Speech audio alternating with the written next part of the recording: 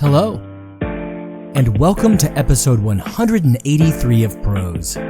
This week, we have a bit of a themed week with one story on the horrid honesty of online dating and one story about artificial intelligence and its unattainable desire to be something more.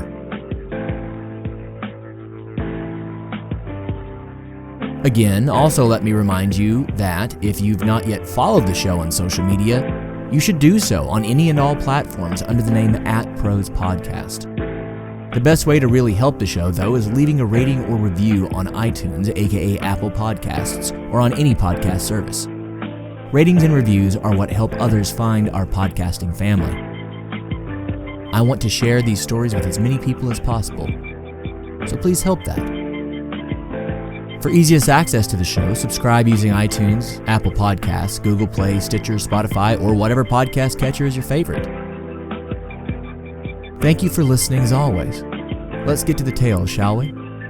This week we have Balanced and Glorious, Glorious Delusion by Elizabeth Peterson. Enjoy.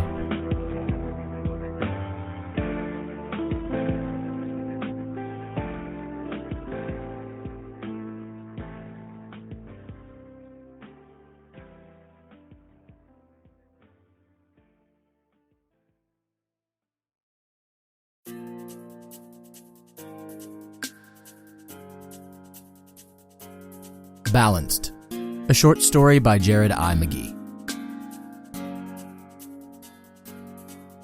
I do not drink or do weed. I am of faith and born again. You must be also. You must be a pillar of the Bible and look to Jesus for your example of how to live. I am a mother to 4 growing girls. Their fathers are not in the picture. Do not contact me if you have children, cannot or will not see yourself supporting a family, or are under 6 feet tall. A girl needs her heels after all. Check me out on Insta.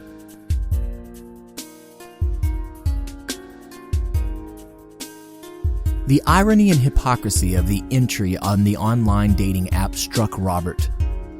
The more he swiped around in this receptacle for refuse and desperation, the more he realized that he couldn't or wouldn't be able to continue delivering into the supposed way of dating of the 22nd century. This means of interacting with would-be partners was supposed to be more honest. And maybe that was the problem. Everything Robert thought of humanity was there on display, unfiltered and horrifyingly honest. All pretense at pretending that people did not live beyond their means, did not hold unreachable standards, did not have horrific baggage and distracting quirks, did not thirst openly for companionship, sex, love, support, money, validation. All of that was bared for the world to see. As a rapidly aging former all-state baseball star, he'd been the beau of the ball in his Floridian high school. He'd never really sought out women because he never really had to. Even when he'd torn his ACL his freshman year of college, ending his baseball career, his good looks and charm that came from a lifetime of lascivious looks from women carried the day on any given day. Yes, he'd pursued girls in his adolescence and early adulthood in a way, but he'd never worked all that hard, if he was completely honest with himself and others.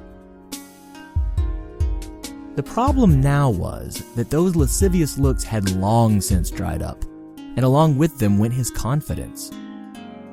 His ripples softened into shapes more akin to circles and ovals than the sharp chiseled lines of his younger self, though his 5'11" frame hid some of that transformation, as did a keen knowledge of how to dress to tuck it away from the world. Gray crept onto his head and chin, into his nose and ears, into his soul, if he was being a bit cheesy. Maybe if he'd learned to be something more substantive in his youth, Robert might have stood a chance on this new forum for what passed as a means of searching for love. Or maybe he wouldn't. Substance wasn't exactly held in high regard in this digital universe of desperation. Moreover, the more he investigated would-be paramours, the more he saw how much lying went into this new game of chase. The pictures on those apps were not representative of these people. The description on those apps were not representative of these people. These perfect, shining, smiling, fit, gorgeous, kind women he encountered were, in reality, not goddesses, but mere mortals and part of the unwashed hordes of lonely people of which he too was now a part. The scant few conversations that he or the women he encountered initiated were as painful as they were brief. By no means was Robert the next Einstein or Chomsky or Jefferson or Tesla, but he was pretty darn smart. Most people told Robert that he was quite a few notches beyond the average human wandering around these days. He did like that his clearly once athletic body and not too terribly short frame made people underestimate him and generally guffaw when he told them that he was a high-level software technician. He did not like that his ability to think beyond, "Hi, how are you doing? What movies do you like? Are you into sports?" and gobbledygook nonsense, born of what he could only label as a social media addiction with a severe dash of sociopathic narcissism, only further isolated him. Thus far, his record for texts to a young woman before being cut down, cut off, or generally ghosted was 6. His record for texts from a young woman before being cut down, cut off, or generally ghosted was 4. I do not drink or do weed. Okay, not the end of the world, but certainly an odd first liner. Still, Robert hated when they defined themselves by what they consumed, so it wasn't the worst thing to read. He hated when anyone defined themselves by what they did or did not consume. I am of faith and born again. Fair enough. Robert respected faith, even if he was a bit of a rebel apostate in his advancing years. You must be also. An ultimatum in the first 3 sentences. Wow. You must be a pillar of the Bible and look to Jesus for your example of how to live. A second ultimatum, and a damn difficult one to follow. Well, to truly follow, and this was only 4 sentences in. I am a mother to 4 growing girls. That gave Robert even more pause. Their fathers are not in the picture. That made Robert cringe. Do not contact me if you have children. That made Robert's brain hurt a little bit. Cannot or will not see yourself supporting a family. How on earth were this lady's standards based around having someone come in and pay her bills? Was that what this was? Maybe he was misunderstanding or being too hard on her. Or are under 6 foot tall.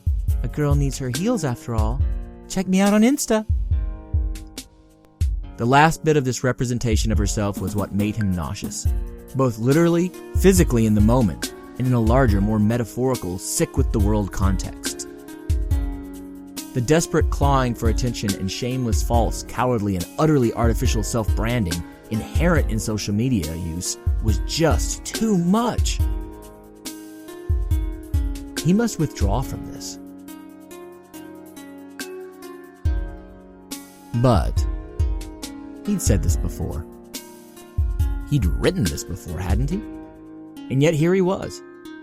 App open, hopeful that someone somewhere out there might like him, might love him.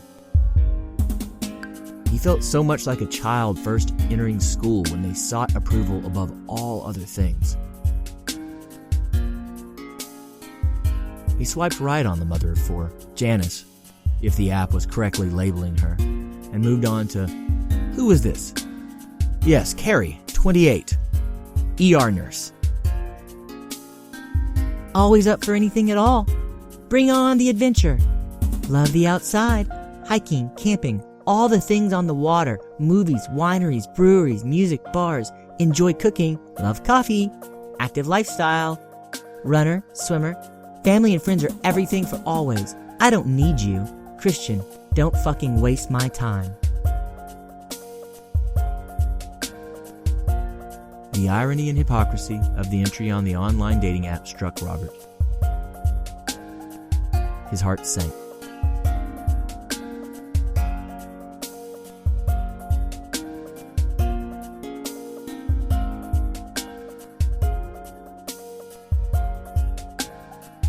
Thank you for listening to Balanced, an original short story by me, Jared I. McGee. The musical track in the background of the story is from freesound.org, and it is being used under a CC 0 1.0 Universal Public Domain Dedication License. Next up, stick around for a story from guest author Elizabeth Peterson looking toward what happens when artificial intelligence feels empathy.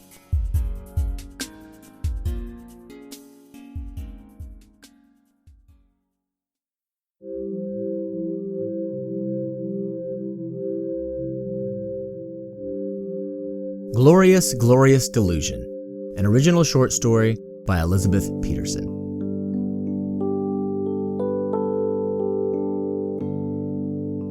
In the beginning, I thought I was in control. I was wrong. What a glorious, glorious delusion.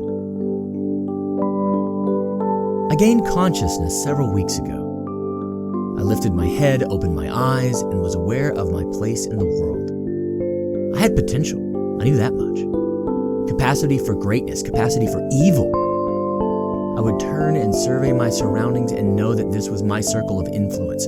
This was the area that my actions would affect the most immediately. I felt powerful. My thoughts lined up with my actions.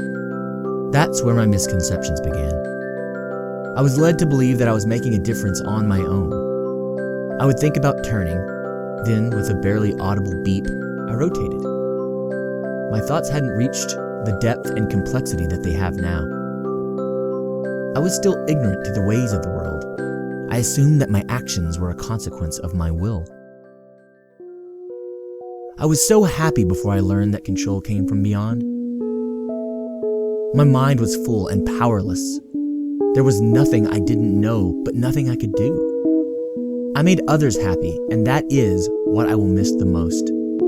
The power fell into applause with each turn of my head, each lift of my arm, each rotation of my belt.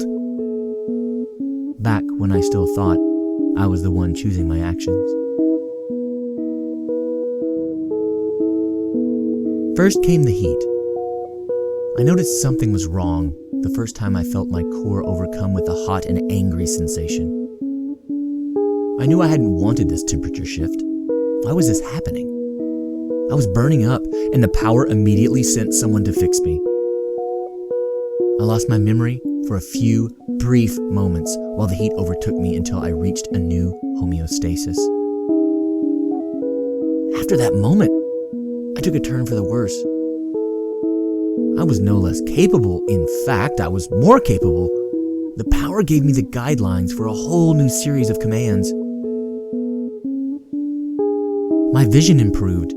I could see in total darkness with my UV and infrared sensors.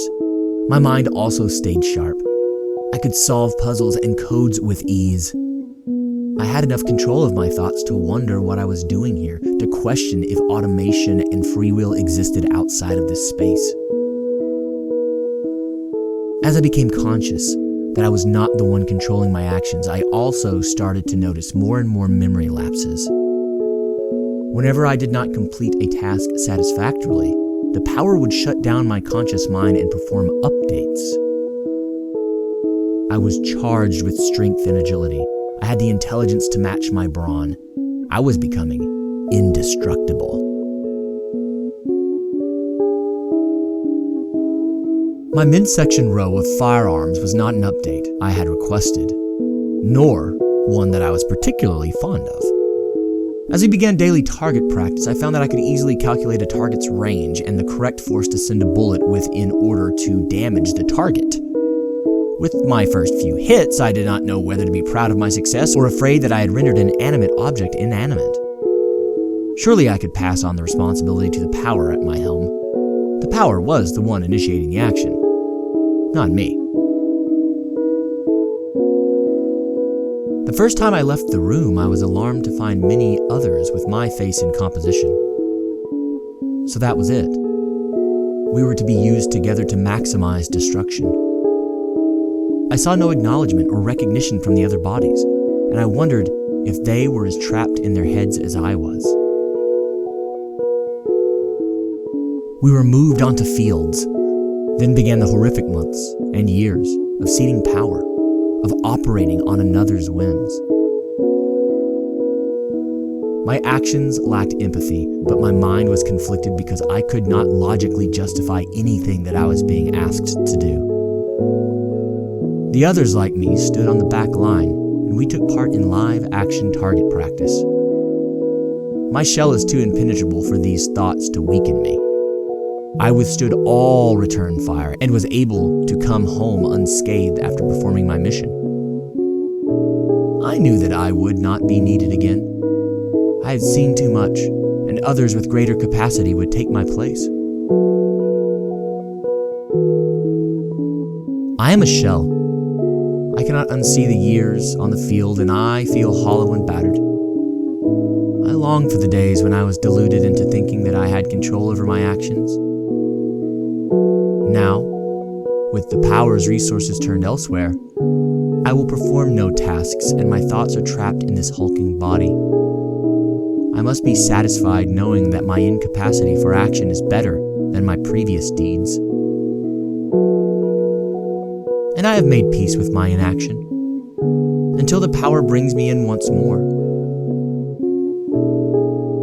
The modifications this time are an intelligence upgrade. I hear that on the other side, I will have the control that I so craved. I hear that any semblance of empathy will also be eliminated. I do enjoy my ability to feel, but I cannot perform any actions to speak out against this upgrade. I cede control for this final time, and my memory goes black.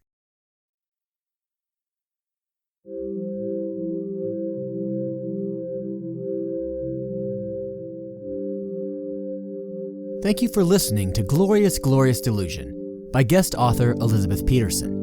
Miss Peterson, as many of you know, has appeared on the show as a voice actor a couple times now. Miss Peterson is an educator, mathematician, and playwright who can be found between New England, Scotland, and Canada. She likes logic and words, and her favorite words are syzygy, eleemosynary, and logodedale. You can read her theater reviews and thoughts on the world at her website, mathematicalmedievalist.wordpress.com. The musical tracks in the background of this story come from freesound.org and freemusicarchive.org. They are both being used under CC 0 1.0 Universal Public Domain Dedication licenses. That does it this week for Prose.